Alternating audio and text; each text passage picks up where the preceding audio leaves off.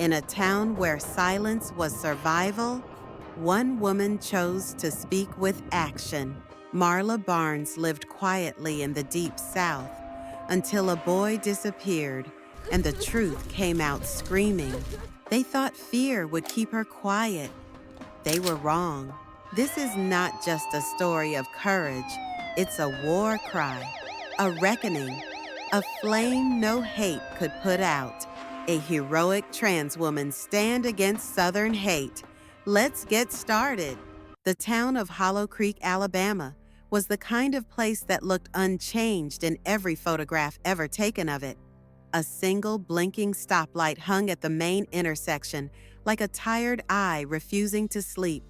Dust clung to the corners of windows, and the paint peeled off old storefronts like tired sighs. You didn't come here to reinvent yourself. You came here to disappear. But someone had defied that rule. Just beyond the town's edge, on a road that wound like a lazy snake past abandoned barns and tall fields of dry grass, sat an old service garage. The sign was new, even if the wood it hung from wasn't. Marla's Repairs, honest work, no judgment. The woman who ran the place didn't look like someone Hollow Creek wanted. Tall and broad-shouldered, with work-roughened hands and deep-set eyes that had seen too much, Marla Barnes was both a stranger and an old ghost.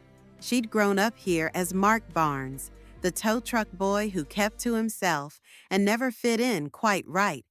Then one day, years after vanishing, she'd returned.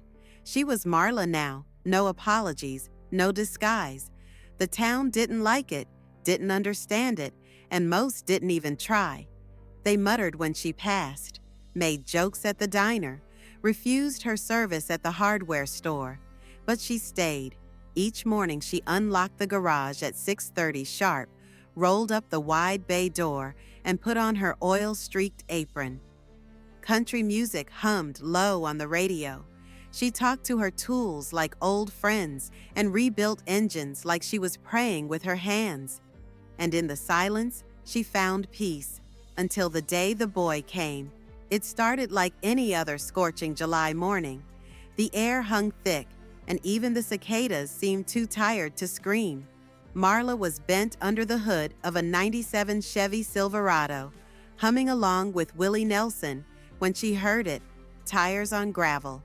Not just the usual roll of a tourist's rental car.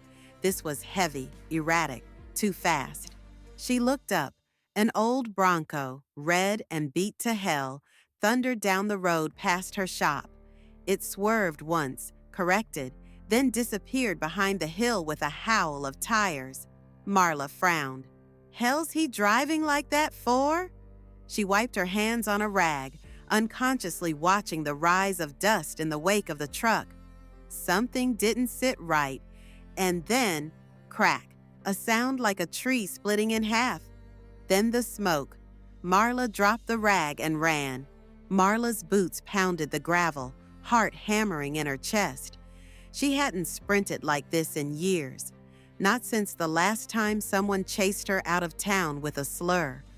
But this time was different. This wasn't fear, it was instinct. As she crested the hill, the scene snapped into view like a nightmare caught mid-frame. The red Bronco had veered off the road and plowed into a dry creek bed.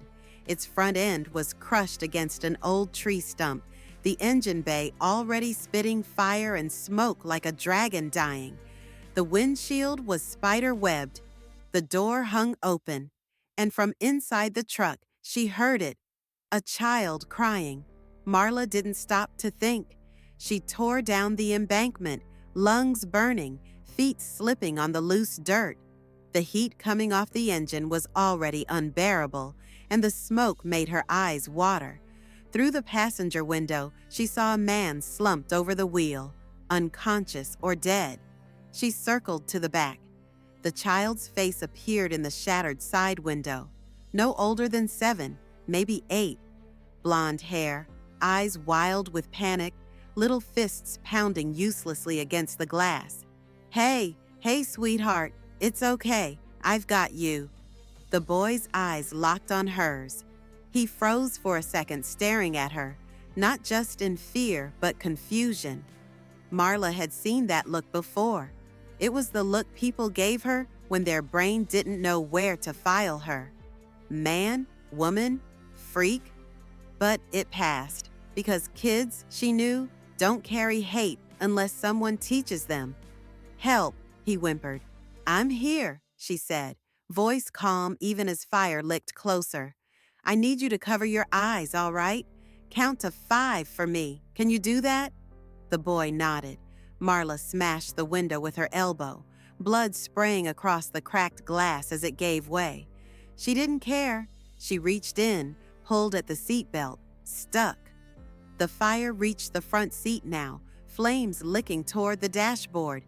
"Damn it, come on," she hissed. With one final tug, the belt snapped loose. Marla grabbed the boy and pulled him out, shielding him with her body as they tumbled to the dirt. Behind them, the flames whooshed higher. She didn't look back.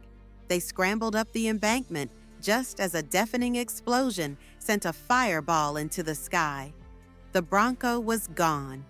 The boy sobbed in her arms, clutching her shirt, smearing ash and tears and snot across her chest. She held him tight, breathing hard, her burned arms screaming in pain. "It's okay now. You're safe," she murmured, not knowing yet how wrong she was, because then she heard the sirens and saw who was driving the first truck that pulled up. Billy Ray Johnson, the boy's father, and the man who once threatened to put a bullet in that thing if he ever saw her near his family.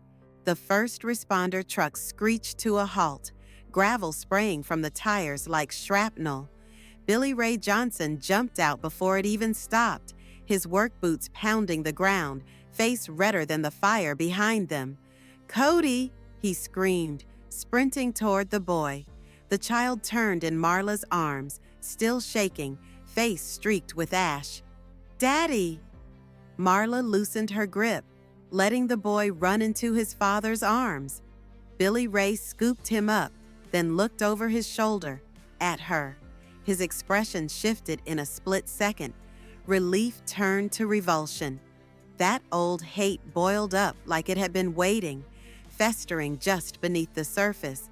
"You?" Marla stood there, arms scratched, blood dripping from one elbow, soot covering half her face. She didn't say a word, just nodded. A quiet confirmation. "I swear to Christ," he growled, "if you touched my boy, I pulled him from a burning truck." Marla cut in, her voice low but steady. "You're welcome." He stared at her like she was some cursed relic, something unnatural dragged up from the earth. Behind him, the fire truck pulled in. Sirens blared, men in heavy coats jumped out, fire hoses uncoiling. But Billy Ray didn't move. Neither did she. "You should have let us burn," he said coldly, his voice barely a whisper. "Maybe," Marla said, staring straight back, "but that's not who I am." The paramedics pushed past them, and one of them, a young woman with a kind face, immediately moved to Marla. "You're bleeding. Are you all right?" she asked, already pulling out gauze. "I'm fine," Marla said, wincing as the medic pressed on the wound. "Help the boy first." But Cody wasn't hurt. Shaken, sure, but no burns, no cuts, just shock. The kind that comes not just from almost dying, but from realizing the person who saved you isn't who your world told you to fear. Billy Ray's truck was totaled. He stood holding Cody with one arm, staring at the melted metal and the rising smoke. Marla saw the gears grinding in his head. Anger, confusion, shame. But no thanks. Never that. As the scene settled and the fire was declared contained, a sheriff's deputy walked over, clipboard in hand, Deputy Troy Colton. Tall, silent, with a reputation for keeping his nose clean and his opinions private. "We're gonna need a statement," he said to Marla. "You all right to talk?" She nodded. "Let's do it." He looked over at Billy Ray, who was watching like a hawk. "You too, Billy." I ain't saying nothing with that standing here. Colton sighed, pinched the bridge of his nose. You can cooperate or you can come downtown. Your choice. Billy Ray growled something under his breath, but turned away. The boy clung to his shirt like a lifeline. As the paramedics loaded the man into the ambulance, minor head trauma, they said, nothing life-threatening. Marla sat on the back bumper of a fire truck, wrapped in a silver heat blanket, finally allowing herself to exhale. And that's when the real twist came. A woman in jeans and a maroon Alabama State hoodie walked up, mid-30s, sharp eyes, calm energy. Not a local. You Marla Barnes? She asked. Marla blinked, caught off guard. Yeah, who's asking? The woman reached into her back pocket and flashed a laminated badge. Detective Anna Vargas, State Bureau of Investigation. Marla's stomach dropped. What's this about? We've been looking into something tied to Billy Ray Johnson, the detective said, voice quiet. Then she leaned in. And I think you just stumbled into something bigger than you know. The sun was beginning to dip behind the tree line, casting long orange shadows across the scorched wreckage of the Bronco. Sirens had faded, the crowd was thinning, and yet everything around Marla still felt loud. She sat on the tailgate of her old tow truck, arm bandaged, a bottle of warm water in her lap. Her skin buzzed with adrenaline, and not just from the rescue. It was that detective, Vargas, the way she'd spoken, the look in her eyes. Something wasn't right. Billy Ray's being watched, she murmured under her breath, watching as the ambulance pulled away, Cody clutching his father's hand. For what? Detective Vargas stood nearby, arms crossed, waiting for the deputy to wrap up with the last few responders. Marla noticed she wasn't wearing a sidearm. Plain clothes, no nonsense. Her kind didn't come to Hollow Creek without a reason. Eventually, Vargas walked over, motioning for privacy. You mind talking somewhere quiet? She asked. Marla wiped her hands on her jeans. We can talk inside the garage, but I don't open my doors to law enforcement without knowing why. Vargas didn't flinch. Fair enough, then I'll tell you on the way. They walked the short path back to Marla's garage. The building looked worn but solid, with a crooked sign and a wind chime made from engine parts clinking in the breeze. Vargas glanced at it, raised an eyebrow. That's creative. Cheaper than therapy, Marla muttered, unlocking the side door. Inside, the shop smelled of oil, metal, and lemon hand cleaner. Tools hung on the wall with mathematical precision. An old jukebox hummed softly in the corner, playing Merle Haggard. Vargas glanced around. Nice place. You built this yourself? Every bolt, Marla said. Now tell me why you're really here. Vargas leaned against the workbench. You know what Billy Ray does for a living? Fixes fences, drinks beer, starts fights he can't finish. Vargas gave a half smile. Public face, sure, but off the books? He's been running parts across county lines, stolen vehicles, chopped down in small-town garages and sold upstate. We've been tracking a ring for 8 months now. Billy Ray's one of 3 suspects we haven't nailed yet. Marla blinked. You think he wrecked that truck because of that? I think someone may have tampered with the Bronco. We won't know until we check the wreckage, but there's more. Vargas pulled a folded photo from her coat and handed it over. Marla took it. A grainy security still, Billy Ray standing outside a storage unit with another man. Heavy-set shaved head, Confederate flag tattooed down his arm. I know him, Marla muttered. Used to come into the diner. Called me it in front of a whole table once. That's Kyle Denton, Vargas said. Former militia ties. Dangerous as hell. We think he's the one coordinating the drop points, and he doesn't like loose ends. Marla stared at the photo. Her stomach turned. You're saying Billy Ray isn't just a bigot with a temper? He's working with organized criminals? Vargas nodded. And now, thanks to today, your name's gonna come up in whatever conversation they're having tonight. You saved his kid, publicly. You think a man like that forgives something that makes him look weak? Marla leaned against her workbench, heart pounding. She'd faced hate before.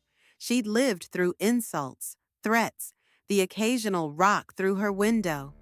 But this was different. I don't back down, she said quietly. I'm not asking you to, Vargas replied. I'm asking if you want to help. Marla raised an eyebrow. Help how? We need someone who knows this town, someone people underestimate, someone they won't see coming. Marla laughed, sharp and dry. You want to use the town freak as bait. Vargas didn't deny it, but then she added, or the hero. Depends how you wear it. For a long moment, Marla said nothing. Then she walked to her desk, pulled out a small black notebook, flipped to a page marked unpaid bills, half of which were from Billy Ray's cousins and old buddies. She tore the page out, crumpled it, and tossed it into the trash.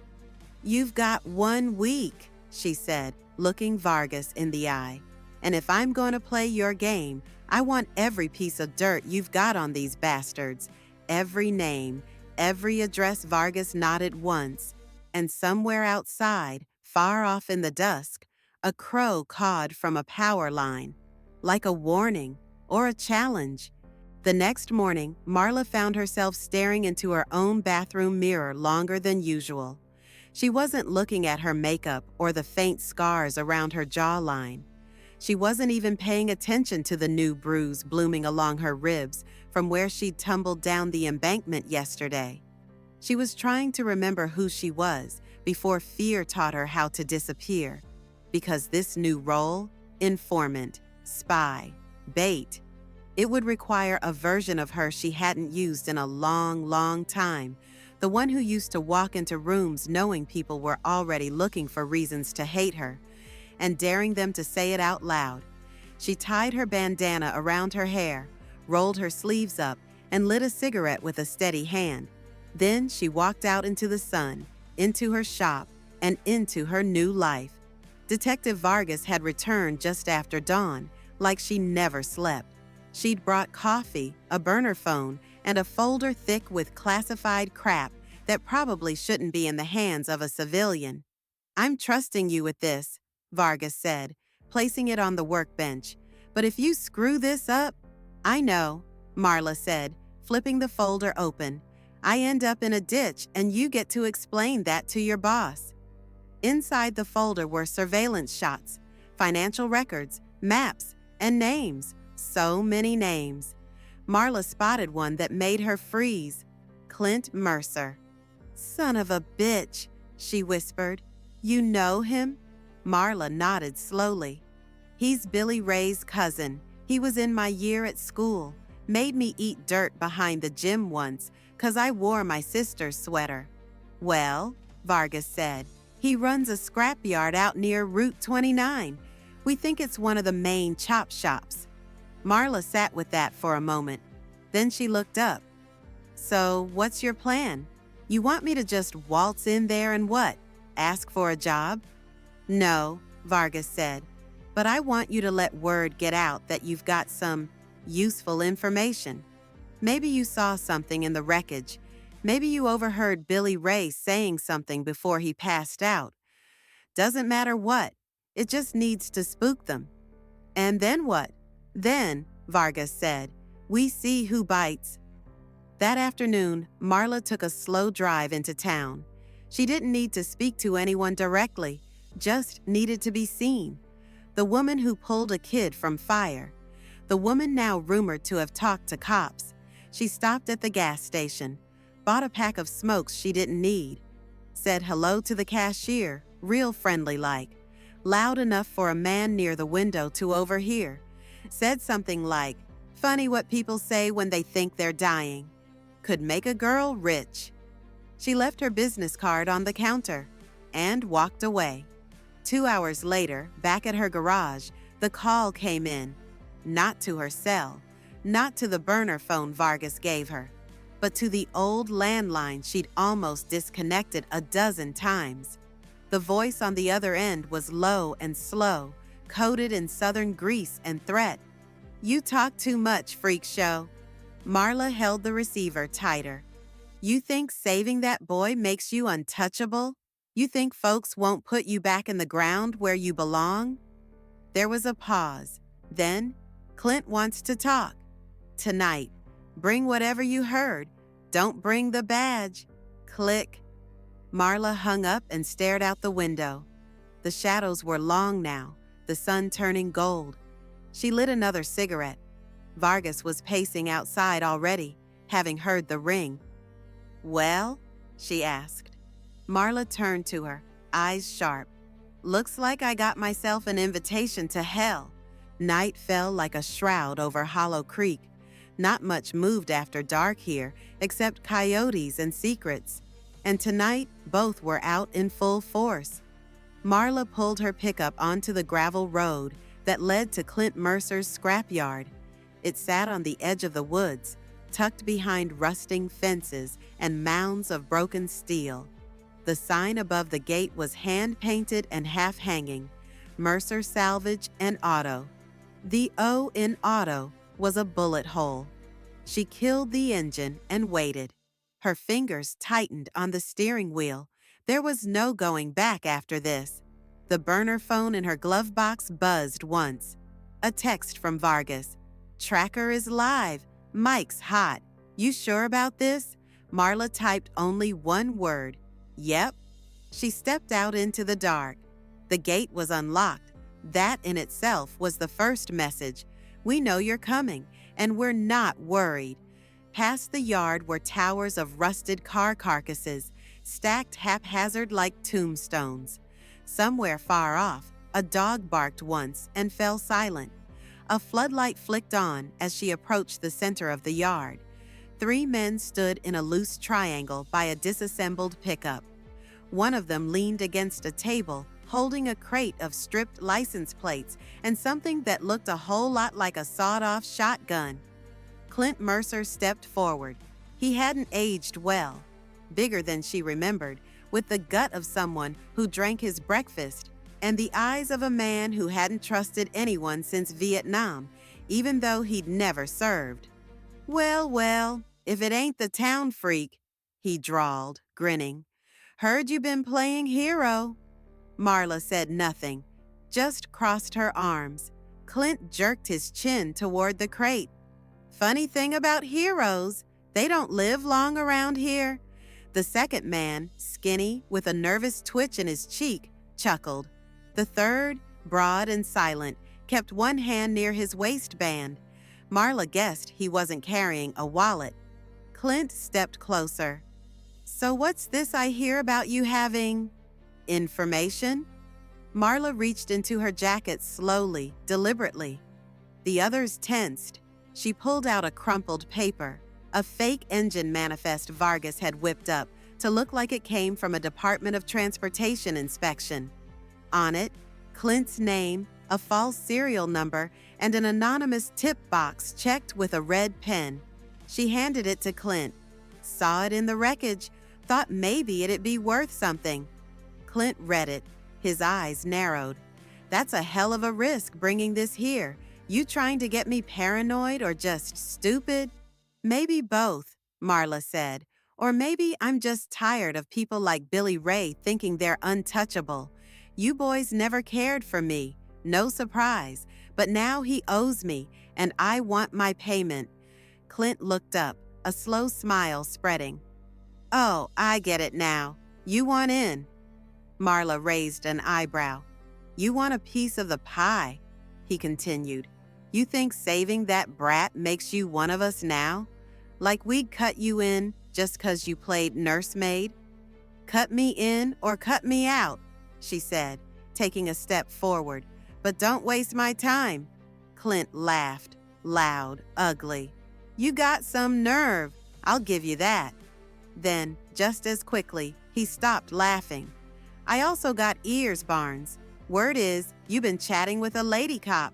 Pretty one, state badge, likes to poke around places she shouldn't." Marla's stomach flipped. Vargas said the mic was secure. The tracker was hidden in the sole of her boot. So how the hell? Clint stepped closer. We don't like rats. She didn't flinch. Then be real careful where you lay your traps, she said, her voice steel, because you don't know which way I'll bite. That got a reaction. The silent guy shifted. The skinny one cursed under his breath, but Clint just smiled. Too easy. And then a gunshot rang out behind them. All four turned. From the shadows, a figure stumbled out. Face bloodied, shirt torn. Billy Ray. What the hell is he doing here? Marla hissed, stepping back. Clint's smile dropped. Billy Ray looked half dead, like he'd crawled through hell itself. You think I wouldn't find out? He slurred. You set me up, Clint. That wreck? That wasn't no accident. You tried to kill me. Clint's men raised their guns. Everything unraveled at once. Clint shouted. Billy Ray pulled a pistol from his waistband. Marla ducked just as two shots cracked through the night. And suddenly Vargas's voice buzzed in her ear. Move! Backup is 2 minutes out. Get the hell out of there. But Marla wasn't running, because Cody's voice was calling from behind the scrap pile. The boy was here. Somebody brought him. Cody? Marla's voice sliced through the chaos like a siren.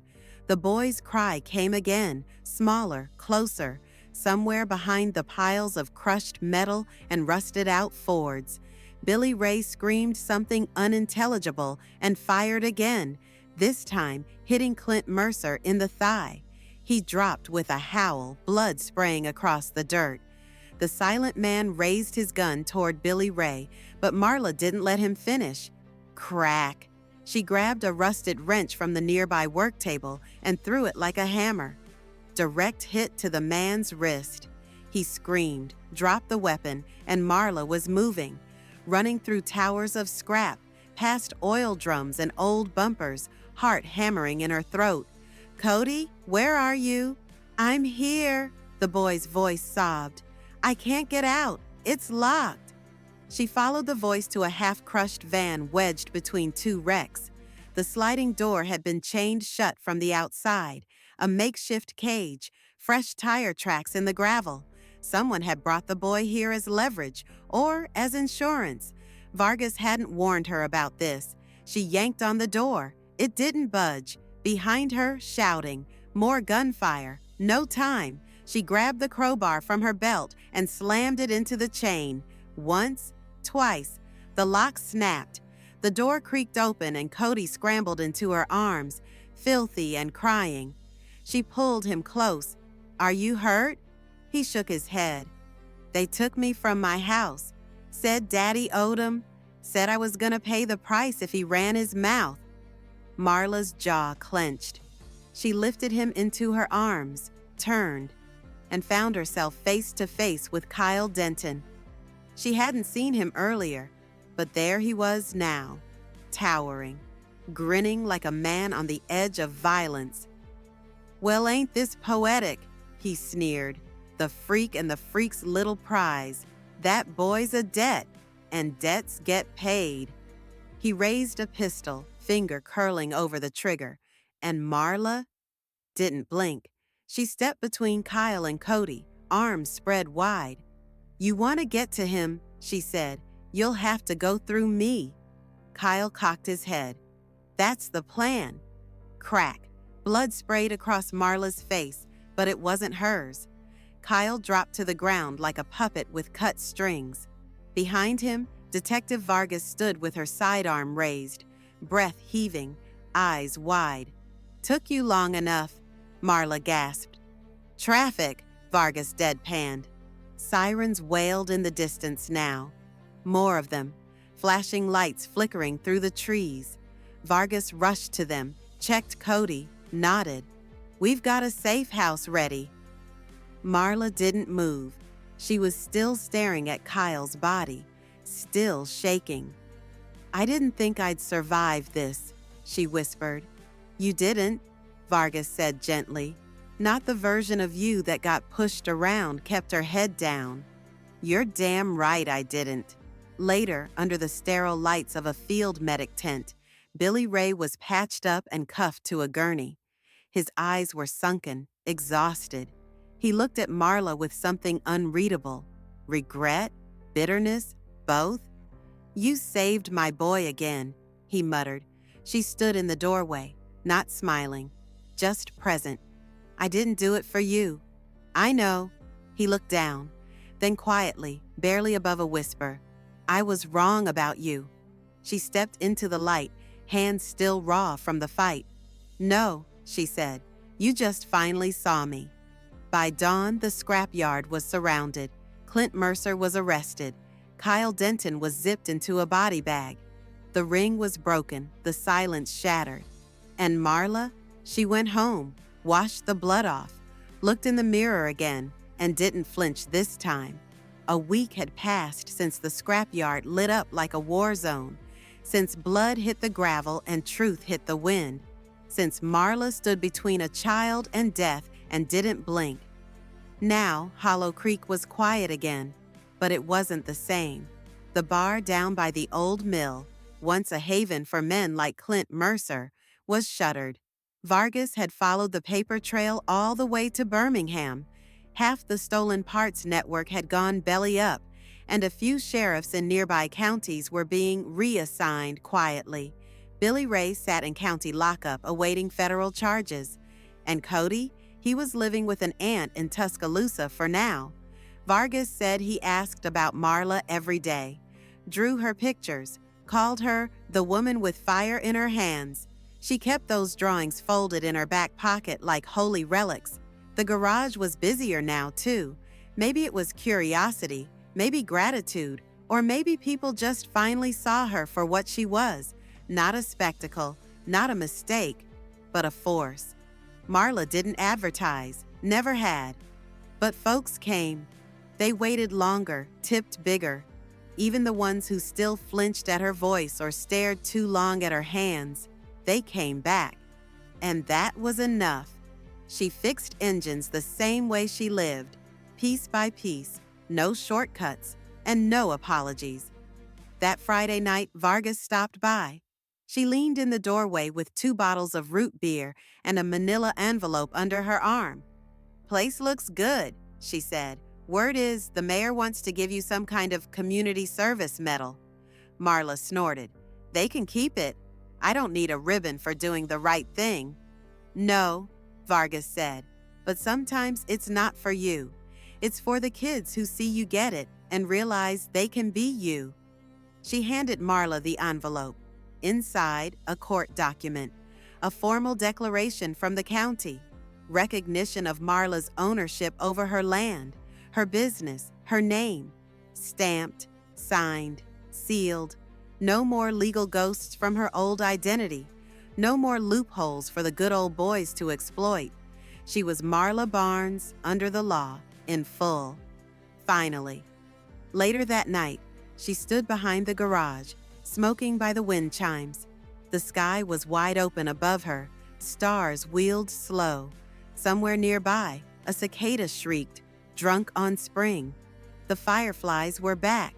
She watched one land on her hand and blink lazily, like a tiny signal flare. She thought about her father, how he never saw this version of her, and how, maybe, if he had, he'd be proud. The wind shifted. A car pulled up quietly to the edge of the lot. Vargas. She rolled down the window, just her face in the glow. You still thinking about testifying? She asked.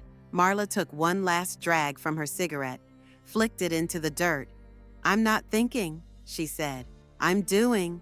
Epilogue. 6 months later, federal court. Marla sat at the witness stand in a dark gray suit, her hair slicked back, her voice calm. The prosecutor asked her to state her name. She said it clearly, Marla Barnes. Then she looked across the courtroom, at the defendants, at the press, at the judge, and smiled the smallest, hardest smile she had, like steel forged from fire.